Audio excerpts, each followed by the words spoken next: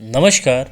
आप सभी लोगों का एक बार फिर से हमारे YouTube चैनल पे बहुत बहुत स्वागत है। आशा करते हैं कि आप सभी लोग स्वस्थ व कुशल मंगल होंगे।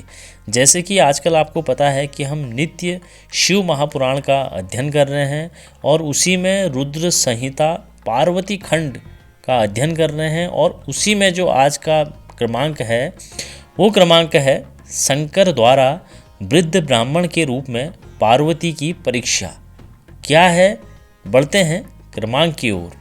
उन सप्तऋषियों के चले जाने पर प्रभु शिव ने स्वयं पार्वती के तप की परीक्षा लेने की इच्छा की। वे एक बूढ़े ब्राह्मण ब्रह्मचारी का वेश धारण कर तपस्या में रत भगवती पार्वती के पास पहुँचे। उन्होंने पार्वती से पूछा, तुम कौन हो और किसकी कन्या हो? इस निर्जन वन में रहकर इतनी कठिन तपस्या क्यों कर रही हो? पार्वती ने अपना परिचय देते हुए ब्रह्मचारी को अपना पूर्ण वृत्तांत सुनाया और कहा कि बहुत समय तक कठोर तपस्या करने के बाद मुझे मेरे प्राण वल्लभ सदाशिव को प्राप्त नहीं हुए। इस कारण अब मैं अग्नि में प्रवेश करूंगी। इस प्रकार कहकर पार्वती जी ब्रह्मचारी द्वारा निषेध करने पर अग्नि में प्रवेश कर गई, परंतु उस समय अग्नि चंदन के समान शीतल हो गई। ब्रह्मचारी ने पार्वती से पूछा, तुम अपनी तपस्या का कारण सत्य बताओ। पार्वती ने कहा, मैंने मन वचन और कर्म से शंकर जी का पति भाव से वर्ण किया है। मन की उत्सुकतावश मैं यह कठोर तप कर रही हूँ। उस ब्राह्मण ब्रह्मचारी ने पार्वती की बात सुनकर भगवान शंकर की घोर निंदा करनी प्रारंभ कर दी। शंकरों को अवगुणों की खान सिद्ध करने का प्रयास करते हुए पार्वती को उनसे विरत होने का बार बार परामर्श दिया, परंतु उस ब्राह्मण के इस प्रकार के वचन सुन पार्वती कुपित मन से शिव निंदक ब्राह्मण से बोली, आप ब्रह्मचारी का रूप धारण कर मुझे छलना चाहते हैं, इसलिए कुतर्क से भरी हुई बातें मुझसे कह रहे हैं। वे सदाशिव निर्गुण ब्रह्मा हैं और कारणवश सगुण हो जाते हैं।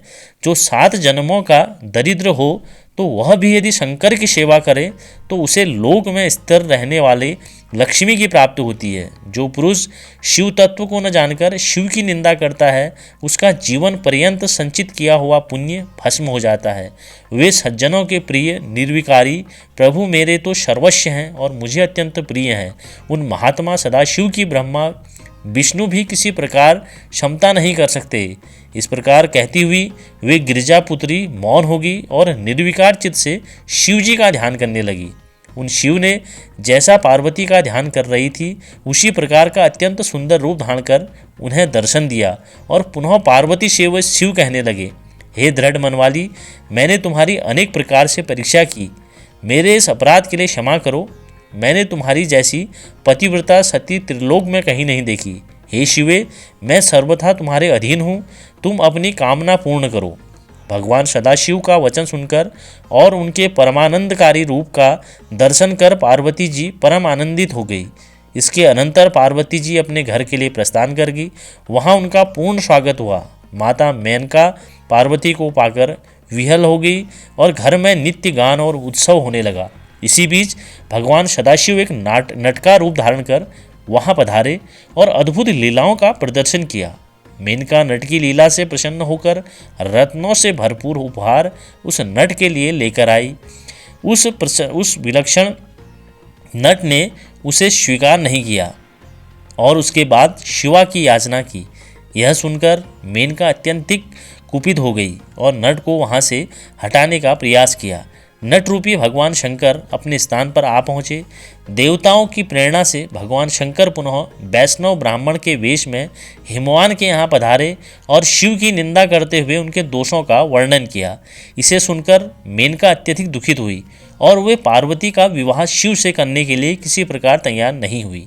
इधर भगवान शिव को इस बात का पता लगा तो उन्होंने अरुंधति सहित सप्त ऋषियों को बुलाया तथा मेना के पास जाकर उन्हें समझाने की आज्ञा दी।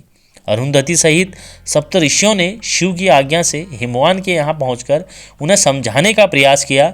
हिमवान ने कहा कि एक वैष्णवधारी ब्राह्मण ने आकर मैना के समक्ष शिव के दोषों का वर्णन करते हुए उनकी अत्यधिक निंदा की। इसे सुनकर मैना नाराज होकर कोप भवन में चली गई। सप्तऋषियों ने अरुंधति को मैना के पास भेजा।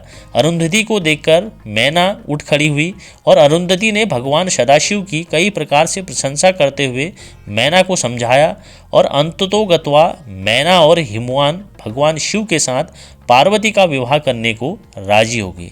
तो आज के इस विशेष और अद्भुत क्रमांक में इतना ही। मिलते हैं कल एक नए क्रमांक के साथ। जय भोलेनाथ, जय शिव शंकर।